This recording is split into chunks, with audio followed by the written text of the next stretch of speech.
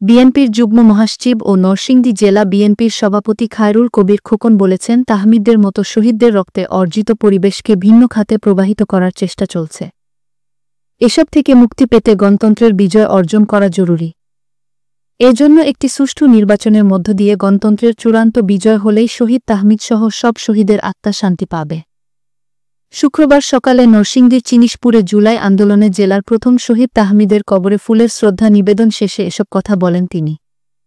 এ সময় উপস্থিত ছিলেন জেলা বিএনপির সহ সভাপতি অ্যাডভোকেট আব্দুল বাছেদ ভূঁইয়া, বিজি রশিদ নোশের, জেলা বিএনপির সাধারণ সম্পাদক মঞ্জুর এলাহী, গোলাম কবির কামাল, মোকারম হোসেন ভূঁইয়া, মাজহারুল হক টিটু, নরসিংদী জেলা বিএনপির সহ দপ্তর সম্পাদক মোহাম্মদ তানজিল রহমান খান, শহীদ তাহমিদের বাবা রফিকুল ইসলাম, চিনিশপুর ইউনিয়ন বিএনপির সভাপতি আওলাদ হোসেন মোল্লা, আব্দুর রৌফ ফকির রনি, সুমন চৌধুরী, নরসিংদী সরকারি কলেজের ছাত্র সংসদের সাবেক বার্ষিকী সম্পাদক ও নরসিংদী জেলা ছাত্রদলের সাবেক সাহিত্য ও প্রকাশনা সম্পাদক মোহাম্মদ মোস্তফা খন্দকার ইমনসহ বিএনপির সহযোগী সংগঠনের নেতা কর্মীরা উপস্থিত ছিলেন।